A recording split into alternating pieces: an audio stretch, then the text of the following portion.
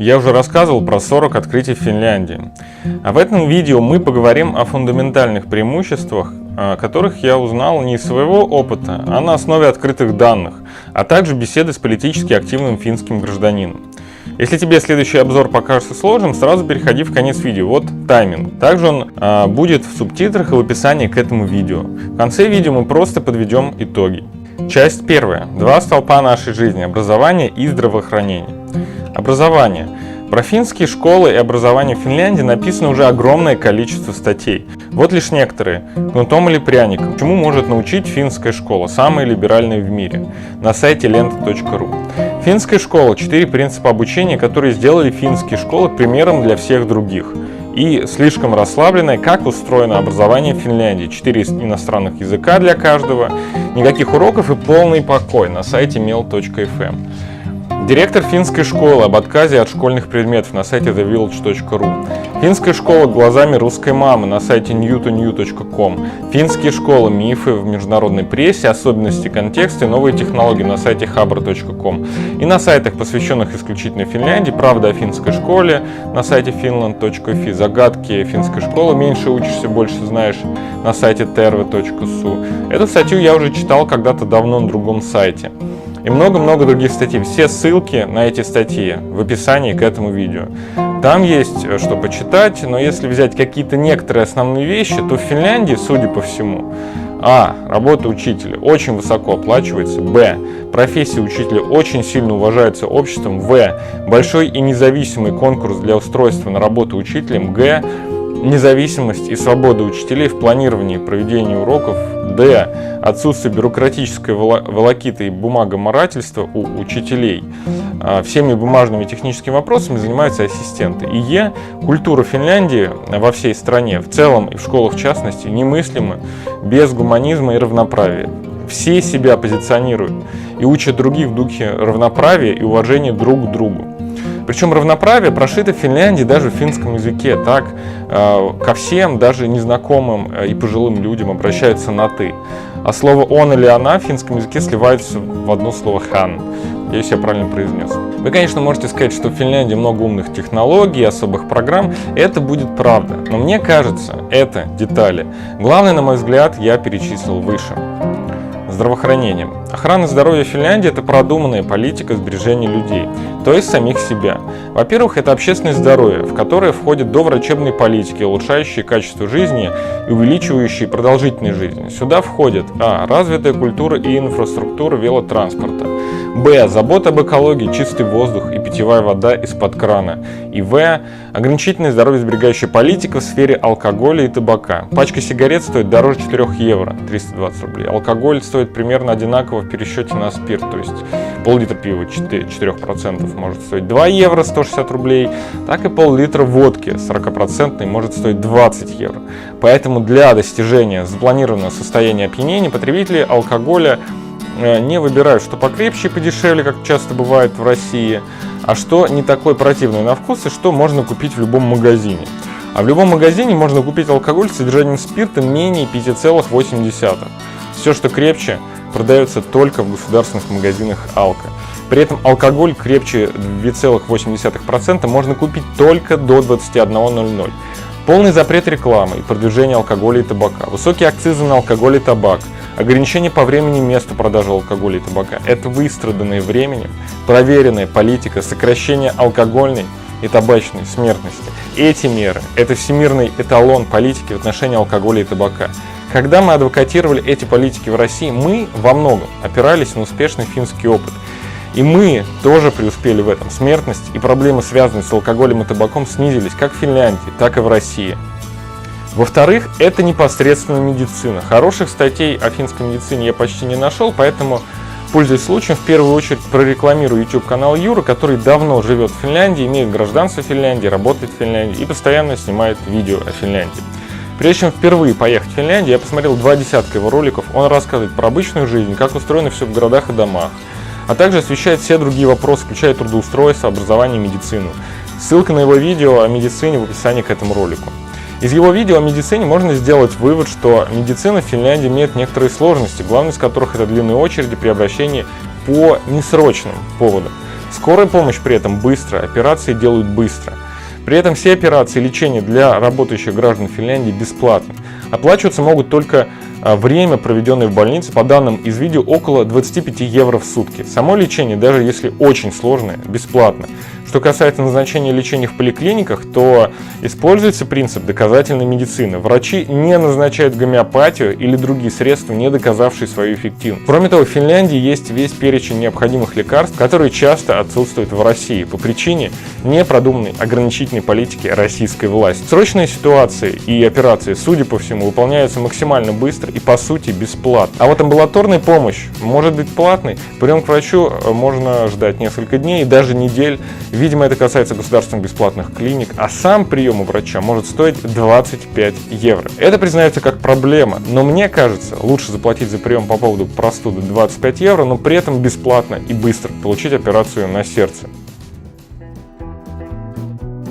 Часть 2. Индексы и рейтинги. В этой части мы попробуем рассмотреть, какие существуют индексы и рейтинги, не вдаваясь в детали дизайна исследований. Для тех, кто серьезно интересуется этой темой и хочет сам посмотреть, как проводились индексы и рейтинги, я предлагаю все ссылки в описании к этому видео. И если у вас есть желание, вы можете в комментариях написать, что вы поняли из них в дополнение к этому видео. И еще раз повторю, у нас ознакомительный материал, не претендующий на научную журналистику или на исчерпываемость информации. Это просто вводный обзор. Нашими инструментами будут базы данных Программы развития ООН, Всемирной организации здравоохранения и Всемирного банка. Обратите внимание на программу развития. Среди ключевых целей этой организации это повсеместное образование, здравоохранение, демократия и институты, равноправие и права человека, забота о природе и многое другое. Далее много информации есть на сайте Economist, которые делают авторитетные рейтинги демократии и качество жизни. Ну и кроме того, мы будем обращаться к другим международным организациям. Какие страны мы сравниваем? Конечно, Финляндию, ведь о ней речь в этом видео. Конечно, Россию, потому что я родился и вырос в России, и мое главное сообщение для граждан России. Кроме того, мы берем США, потому что в России среди либеральной общественности почему-то часто принято равняться на США. Мы посмотрим, насколько это оправдано. Кроме того, в последнее время стало модой среди консервативной и авторитарной общественности равняться на Китай. И мы берем еще дрейфующую страну, ту, которая заняла первое место. И в целом посмотрим другие страны для общего сравнения. Итак, мы сравниваем первую страну, Финляндию, Россию, США и Китай. А теперь приступим. Первое. Рейтинг образованности PISA. Популярный рейтинг PISA, Program for International Student Assessment, показывает следующие результаты. Числа диктую, как они указаны в таблице. Математика, чтение, естественные науки. Финляндия 511, 526, 531. Россия 494, 495, 487. США 470, 497, 496. Китай 531, 494, 518. Но здесь стоит приписка, что данные имеют отношение только к районам Бэньинг, Гуанчжоу, Джоансу и Шанхай. Справедливости ради, ООН относит все перечисленные страны к Very High Human Development, то есть очень развитые. То есть, судя по всему, разница не такая существенная. Правда, кроме Китая, несмотря на высокие показатели образования в этих областях Китая, там просадка по другим показателям. Вдогонку. Открывая нашу таблицу ООН за 2018 год, страница 52. Стоит сказать, что Финляндия по достижениям образования только на 15 месте. Но это неудивительно, расти без остановки довольно сложно. Берется динамика за 5 лет, с 2012 по 2017 года. Россия здесь на 49 месте. Так что не только абсолютные показатели, но и динамика так себе. США на 13 месте, они заметно выросли в свои глаза. Китай на 86 месте. Первое место занимает Норвегия. Второе. Доля ВВП на здравоохранение. Важный показатель. Нельзя строить современную медицину, тратя мало денег. В 2015 году Финляндия тратила на здравоохранение 9,4% ВВП, а Россия 5,6%. Честно говоря, я думал, что меньше.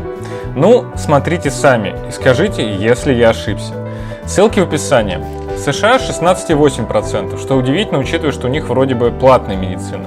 Хотя, может быть, сюда входят все отчисления вне зависимости от способа накопления. Не знаю, ну ладно, не об Америке, собственно, речь сегодня. В Китае 5,3%. Третье. Продолжительность жизни. Продолжительность жизни – важный показатель, по которому можно судить, очень многое. И уровень медицины, и в целом здравоохранения, и отношение государства к своим гражданам, вплоть до возможности трудоустройства в любом возрасте, поскольку занятость любимым делом влияет на продолжительность жизни. Продолжительность жизни при рождении в Финляндии 81,5 лет, 84,3 у женщин, 78,7 у мужчин. В России 71,2, 76,8, 65,6. В США 79,5, 81,8, 7,73. В Китае 76,4, 78 и 74,9. Первое место у Гонконга 84,1 и Японии 83,9. Стоит отметить, что также высокие места у Швейцарии 83,5, Сингапура 83,2 и Австралии 83,1. Другие скандинавские страны имеют традиционно весьма высокие показатели, сопоставимые с победителями этого рейтинга. Швеция 82,6, Норвегия 82,3. Как видим, Россия сильно отстает.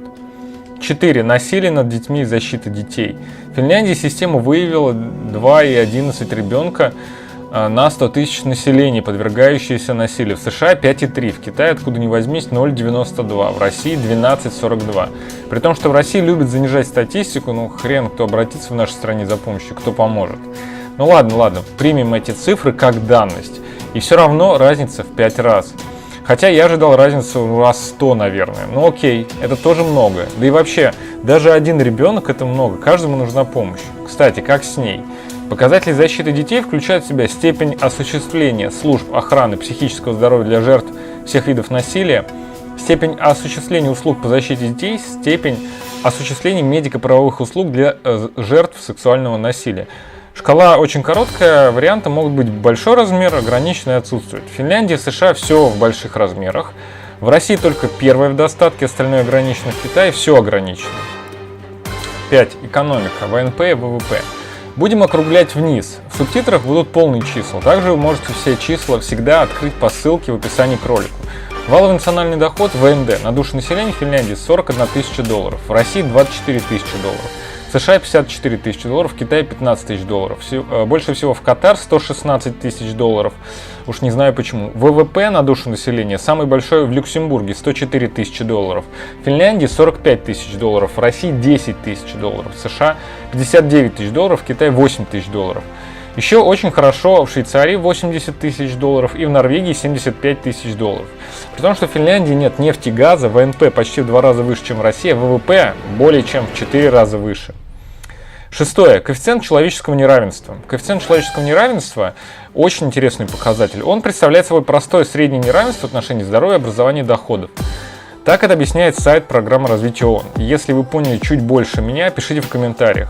В Финляндии коэффициент человеческого неравенства равен 5,5, в России 9,3, в США 13,1, в Китае 14,1. В общем, если вы продвинутый ученый или IT-специалист, Китай и США хороший выбор.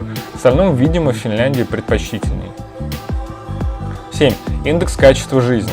Ребята из Economist Intelligence Unit сделали все за нас. Простая 10-бальная шкала и рейтинг в соответствии с тем, кто сколько баллов занял. В расчет вошли такие показатели, как ожидаемая продолжительность жизни, уровень разводов, уровень посещаемости общественной и религиозной организации, ВВП на душу населения, паритет покупательной способности, рейтинг политической стабильности и безопасности. Зачем-то влепили климат и география. Сейчас ватники начнут строчить. Я же говорил, что у нас просто климат другой. Ребята, климат в самой южной точке Финляндии, в столице, в городе Хельсинки, холоднее, чем в Москве. Хотя южнее Москвы в России еще сотни километров. Ладно, идем дальше. Средний индекс политической и гражданской свободы, гендерное равенство. Все детали можете сами почитать. Мне понравился этот рейтинг, хотя помним, что ни один рейтинг не дает всей картины. Нужно смотреть разные рейтинги, сравнивать, сопоставлять, вникать в детали, потому что средняя температура по больнице – это прекрасно, но ведь вам важно, чтобы счастье было конкретно у вас, а то, что счастлив Сергей Брин или Павел Дуров, вам ведь от этого ни горячо, ни холодно, верно? Итак, по этому рейтингу первое место занимает Швейцария 8,22 балла, Финляндия на 12 месте 7,76 балла, Россия на 72 месте 5,31 балл, США на 6 месте 8,01 балл, Китай на 49 месте 5,99. Но это данные за 2013 год, многое могло измениться. 8. Уровень самоубийств. Есть распространенное утверждение, что в Финляндии высокий уровень самоубийств. Ну, это из серии бла-бла-бла, если там так хорошо, то почему там каждый второй лезет в петлю? Давайте посмотрим. В 2016 году в Финляндии было 13,8 самоубийств на 100 тысяч населения. Это много. Я не знаю, почему финны говорят, что работают с этим, совершенствуют психологическую службу, принимают другие меры. Есть основания, что показатель кардинально снизится в ближайшие годы. А сколько в России? А в России 26,5, ровно в 2 раза больше. Это больше, чем в Украине 18,5. Не верьте мифам, смотрите цифры, смотрите первоисточники, не верьте слухам, новостям и пропаганде. Уровень самоубийств в США 13,7, то есть почти один в один с Финляндией. В Китае 8. В Финляндии далеко не самый высокий уровень самоубийств. Даже если смотреть развитые страны, в Японии 14,3, в Латвии 17,2, в Корее 20,2. Но среди скандинавских стран Финляндия и правда по этому показателю отстает. Пока что. Посмотрим, что будет дальше. Почему-то мне кажется, что финны справятся с этой проблемой. 9. Преступность. Сравниваем уровень преднамеренных убийств на 100 тысяч человек населения. По этому показателю в Финляндии 1,42, в России 10,82. В 7 раз больше, друзья. В США 5,35, в Китае 0,62. Почти все европейские страны выглядят самыми мирными. Странно, однако у Китая низкий уровень убийств. В Японии так вообще 0,28 человек на 100 тысяч. В Исландии 0,3, в Сингапуре 0,32.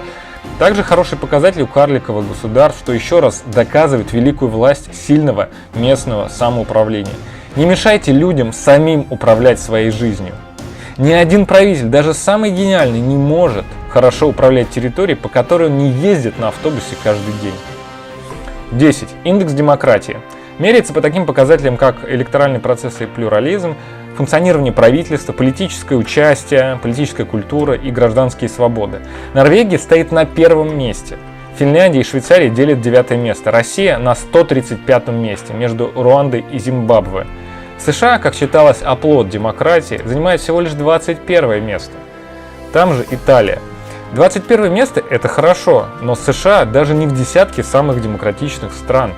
Китай на 139 месте. Из стран Европы ниже России только Беларусь. Самые демократичные страны – Норвегия, Исландия, Швеция, Новая Зеландия, Дания, Ирландия, Канада, Австралия, Финляндия и Швейцария. 11. Индекс восприятия коррупции. Коррупцию вообще очень тяжело измерить. На коррупцию влияет множество показателей, и косвенно о ней можно судить, исходя из уровня демократии и соблюдения гражданских свобод. Но есть конкретный индекс о коррупции, индекс восприятия коррупции, то есть как сами граждане воспринимают коррупцию. Можно долго спорить, насколько индекс отражает реальность, но в эпоху открытости в целом своих граждан не обманешь. Посмотрите на те же расследования коррупции Алексея Навального. Да сейчас все, даже кремлеботы, пропагандоны, единороссы не отрицают, что коррупция в России большая. Но мы с вами посмотрим на исследование. Итак, данные за 2017 год. Самая некоррумпированная страна – Новая Зеландия, следом Дания и кого мы видим? Финляндия. Финляндия на 3-м месте. Далее Норвегия, Швейцария и Сингапур. США только на 16-м месте, Китай на 77-м месте, а Россия на 135-м месте между Бангладеш и Парагвай. Даже Украина, казалось бы, на 130-м месте. 12. Уровень счастья. Заключение этой части – вишенка на торте. Вишенка, правда, внушительная.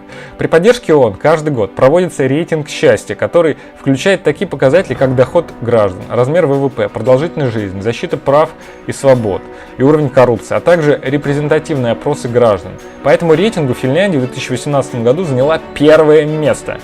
1-е место, черт побери, среди 183 стран. При этом первые позиции многие годы также занимают другие скандинавские страны – Норвегия, Швеция, Исландия, а также Швейцария. США на 18 месте, а Россия на 59 месте. Китай на 86 месте. Методология подвергается критике. Вы можете ее изучить, чтобы сделать свои выводы. И вообще, всегда смотрите первоисточники. Изучайте методологию, сравнивайте разные индексы и рейтинги.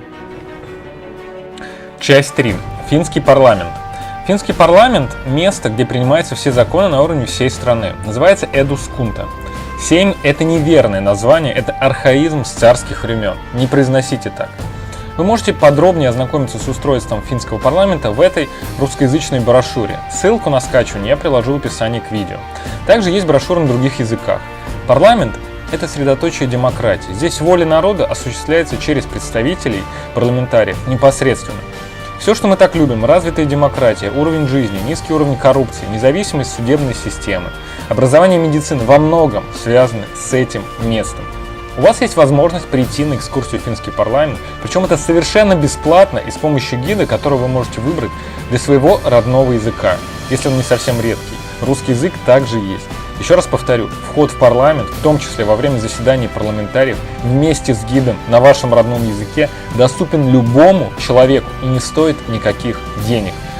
Вам только нужно зарегистрироваться на сайте, ссылку я дам в описании к этому посту или видео. А когда вы будете регистрироваться, спросите меня, смогу ли я пойти с вами. Дело в том, что пока я был в Финляндии, я не смог собрать группу из 6 человек. Собрать группу минимум из 6 человек, больше возможно. Это единственное условие посещения парламента. Но мои знакомые из университета Хельсинки почему-то оказались не заинтересованы сходить в парламент. Поэтому, честно сказать, я внутри ни разу не был.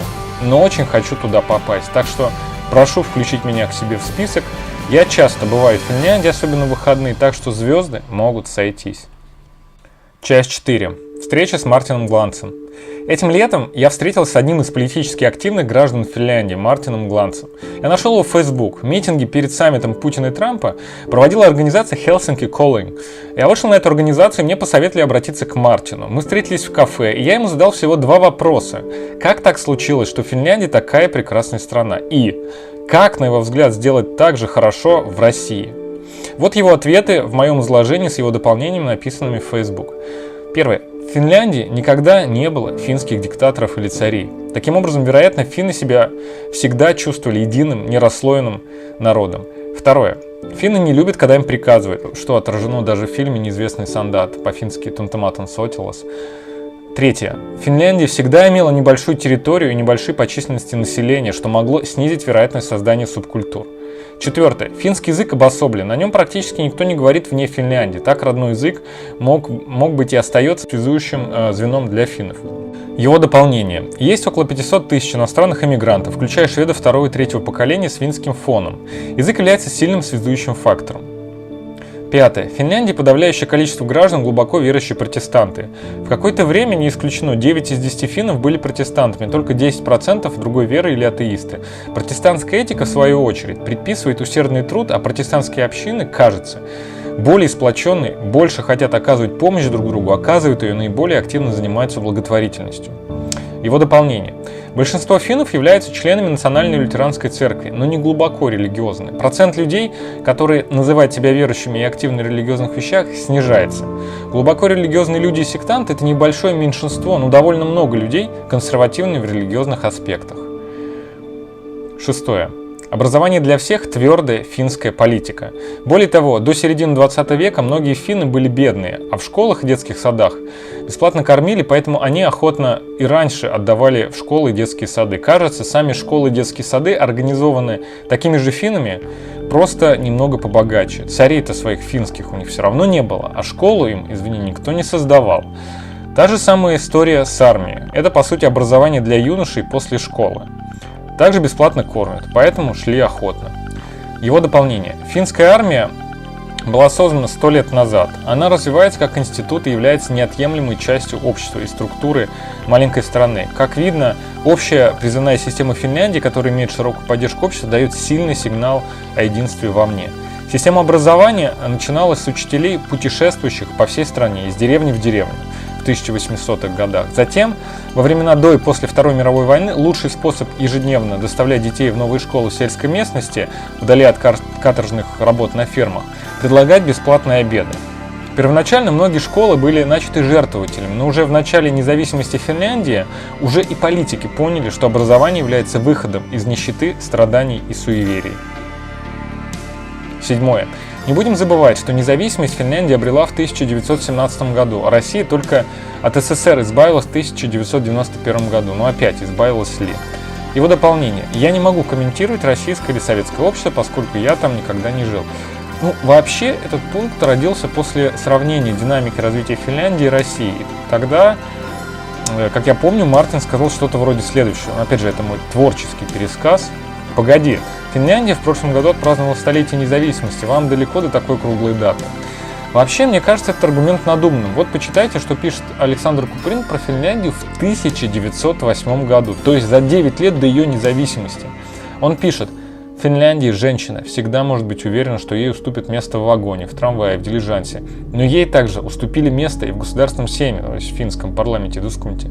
И финны справедливо гордятся тем, что в этом деле им принадлежит подчин. Они первые в Старом Свете послали 4 женщин блюсти высшие интересы страны вместе с достойнейшими. И мне кажется, что между встречей, оказанной молочницей из Усикирко и выборами женщин в Сейм, финский парламент Эдускунту, есть некоторая отдаленная связь, как между первой и последней ступенькой длинной лестницы. Далее. Конечно, трудно многое сказать о стране, в которой был только мимоходом, но все, что я видел, укрепляет во мне мысль, что финны мирный, большой, серьезный, стойкий народ, к тому же народ, отличающийся крепким здоровьем, любовью к свободе и нежной привязанностью к своей суровой родине. Далее. Никакого надзора, никакого недоверия. Наши русские сердца, так глубоко привыкшие к паспорту, участку, принудительному попечению старшего дворника, ко всеобщему мошенничеству и подозрительности, были совершенно подавлены этой широкой взаимной верой. И далее. Дети чувствуют себя настоящими хозяевами города. Они идут во всю ширину тротуара, звонко болтая и смеясь, трепля рыжими косичками, блестя румянцем щек и голубизной глаз. Взрослые охотно и бережно дают им дорогу. Так повсюду в Гельсингфорсе, то есть Хельсинки. Мне кажется, можно смело предсказать мощную будущность тому народу, среди которого выработалось уважение к ребенку. Конец цитаты. 8. Для финнов характерен постепенный рост и развитие, малыми шагами, без рывков. Его дополнение. Это верно, за исключением войн 1939, 1940-х и 1941-1945 годов это было так. 9. Возможно, политики поняли сакральную ценность хорошего образования и здравоохранения, поэтому направили все свои силы на постоянное улучшение этих сфер.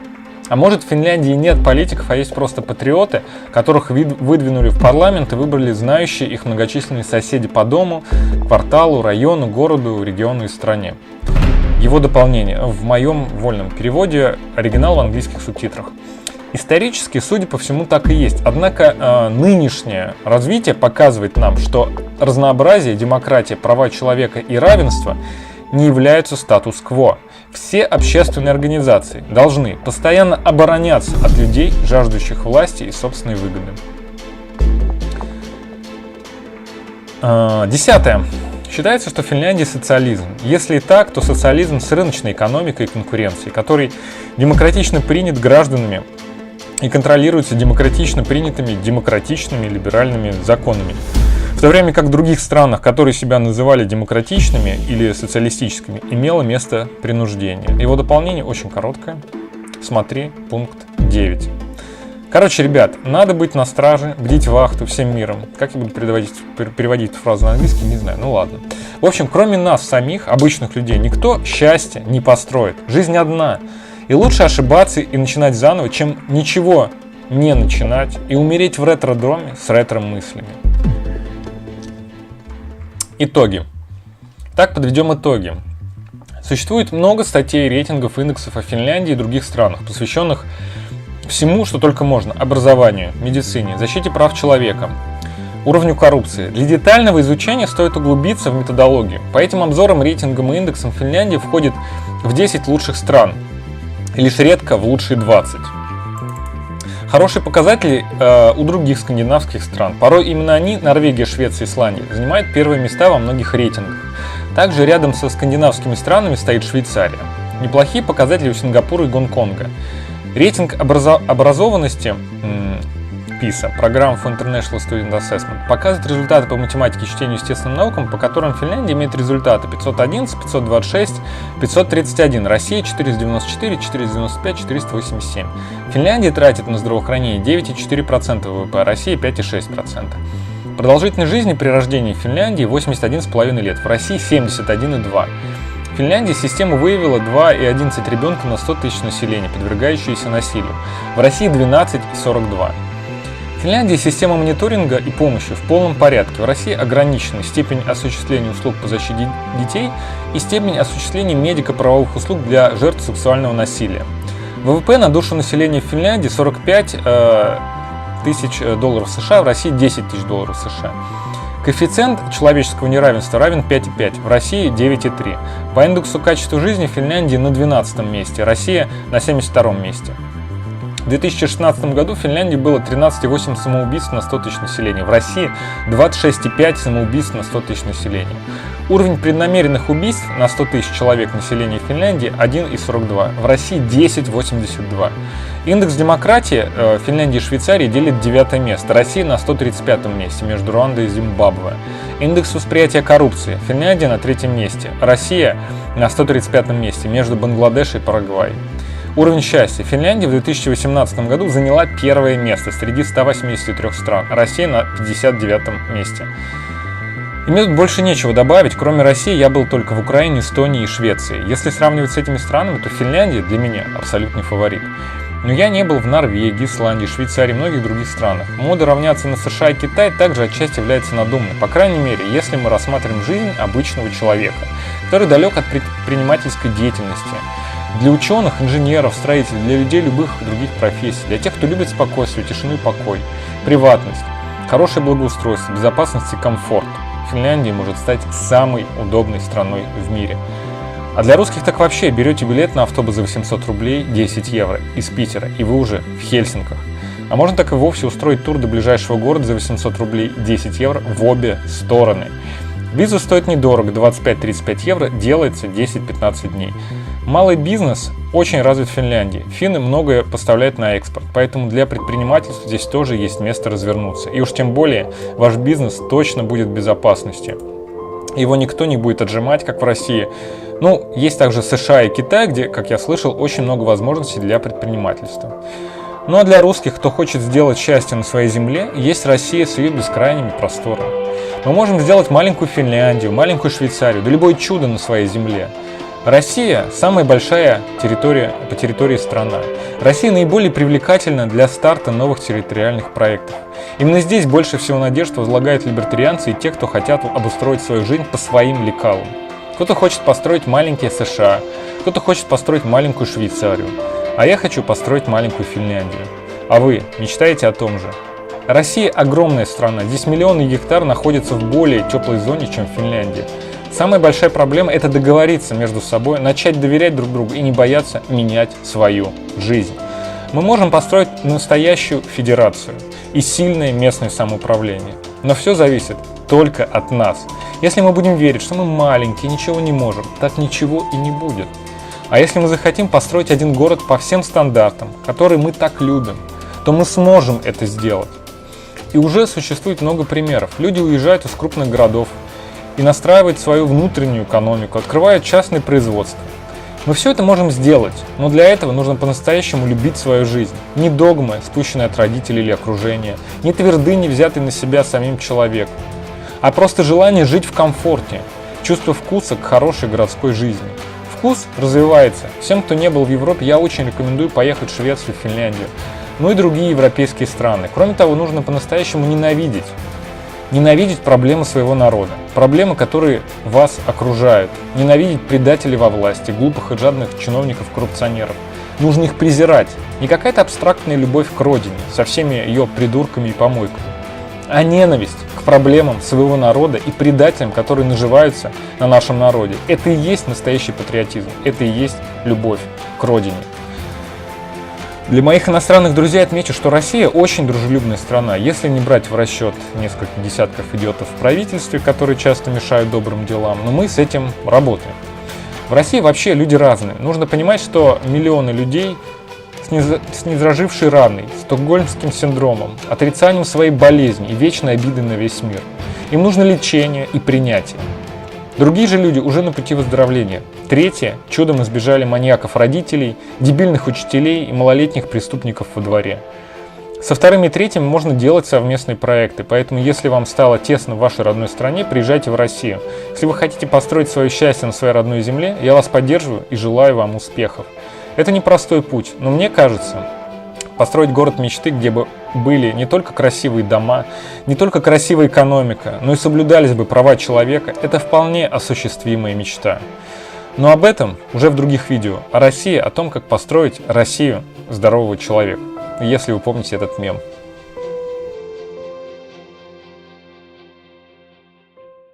Если тебе понравилось это видео, ставь лайк, подписывайся на мой канал, нажимай на колокольчик, чтобы ничего не пропустить, и пиши комментарии под этим видео.